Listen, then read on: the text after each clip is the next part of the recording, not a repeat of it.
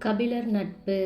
கபிலர் பாரியின் இயல்புகளை நன்கு உணர்ந்து கொண்டார். பரம்பு மலையில் இருந்த பாரீசன் திருக்கோயிலுக்குச் சென்று இறைவனை தரிசித்தார். பரம்பு மலை பரப்பை ஓரளவு கண்டு மகிழ்ந்தார். இயற்கை எழிலை கண்டு மகிழ்வது புலவர் இயல்பு. மற்றவர்களுக்கும் அந்த எழில் புலப்பட்டாலும் புலவர்கள் கண்டு மகிழும் முறையே வேறு.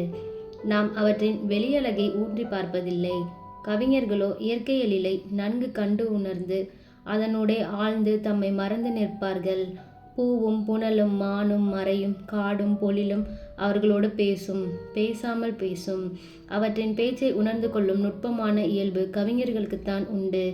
கணத்துக்கு கணம் புதுமை பெற்று பொழிவதாக கவிஞர்களுக்கு இயற்கை காட்சியளிக்கும். மரத்தின் ஒவ்வொரு இலையும் கவிஞர்களின் கவிதையை மௌன மொழியிலே எழுதும் ஏடாக விளங்கும். ஒவ்வொரு பூவும் அவர்களுடைய கற்பனைக்கு மனம் உண்டு, வண்ணம் தீட்டும்.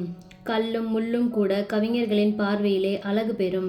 ஆகவே கபிலர் பரம்பு மலையின் பகுதிகளை கண்டபோது அங்குள்ள காட்சிகளில் சொக்கி போனார். பொய்கை கரையில் பல நாளிகை நின்று அதன் அலைகளையும் ஆழத்தையும் நீரின் தெளிவையும் கண்டார். துள்ளி குதிக்கும் மீன்களை கண்டார். பூத்திருக்கும் மலர்களை கண்டு முகம் மலர்ந்தார். சின்னஞ்சிறு சுனைகளை பார்த்து மகிழ்ந்தார். அவர் மதுரையில் வையையாற்று வெள்ளத்தை பார்த்து மகிழ்ந்தவர்.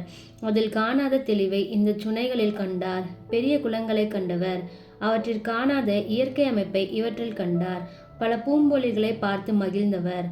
அங்கே காணாத சிறப்பை பரம்புமலை காடுகளில் கண்டார். அரண்மனையில் வளரும் மானையும் மயிலையும் அவர் கண்டு களித்ததுண்டு.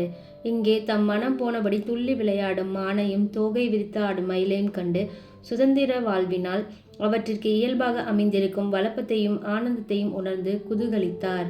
எங்கே பார்த்தாலும் அவர் புதுமை கோலத்தை கண்டார். இயல்பாக வளரும் வளர்ச்சியை கண்டார். வேங்கை மரமும் சந்தன மரமும் அவர் உள்ளத்திலே பெருமிதத்தை உண்டாக்கின. பழங்கள் கொத்து கொத்தாக தொங்கும் பலா மரங்களை கண்டபோது அவருக்கு இன்பம் ஊறியது. மூங்கிலின் உயரத்தை கண்ணால் அளந்தார். சுனைகளின் ஆழத்தை கருத்தால் அளந்தார். எல்லாவற்றையும் தனக்கு உரியவையாக பெற்ற பாரியின் குணங்களில் கபிலர் மூழ்கி திளைத்து மகிழ்ந்து உருகினார். 2 நாட்கள் அங்கே தங்கினார். மதுரைக்கு செல்ல வேண்டும் என்று விடை பெற்ற போது பாரி வெம்மினான். உயிரையே பிரித்துவிடும் கொடுமையை அப்பிரிவு உண்டாக்குமோ என்று அஞ்சினான். பாண்டிய மன்னனுடைய அரசவை இங்கே இல்லை. நல்லிசை சான்றோர் தமிழாராயும் சங்கமும் இல்லை. மாட மதுரை இங்கே இல்லை. இதனை நான் நன்கு உணர்கிறேன். இவ்வளவு சிறந்த நிலக்களத்தில்தான் கபிலர் என்னும் ஒப்பில்லா மாணிக்கத்தை வைத்து போற்ற வேண்டும் என்பதையும் நான் நன்றாக தெரிந்து கொண்டிருக்கிறேன். ஆனால் பாரியால் பேச முடியவில்லை. நீ என்ன சொல்லுகிறாய் என்று கபிலர் அன்பு ததும்ப கேட்டார். என்னுடைய அன்புக்கும் ஆசைக்கும் குறைவில்லை. ஆயினும் அவற்றை கண்டு நான் ஈடு செய்ய முயல்வது பேதமை. அவ்வளவு பெரிய இடத்தில் ஒளிரும் தங்களை இந்த சிறிய குன்றில் வைத்திருக்க வேண்டுமென்று ஏழையாகிய நான் ஆசைப்படுவது பேதமையிலும் பேதமை.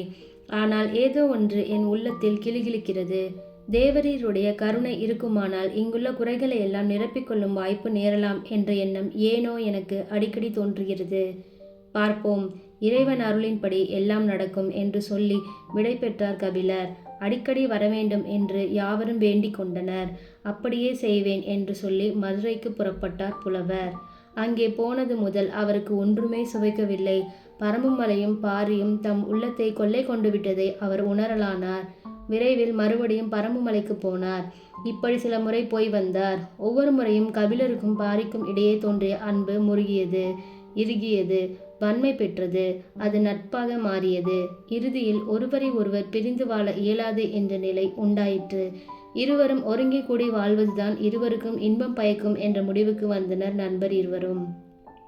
பாரிவேல் குறுநில மன்னன். அவன் தன் நாட்டை விட்டு மதுரைக்கு சென்று வாழ்வது இயலாத செயல். ஆகவே கபிலரே பரம்பு மலைக்கு வந்து வாழ முடிவு செய்தார்.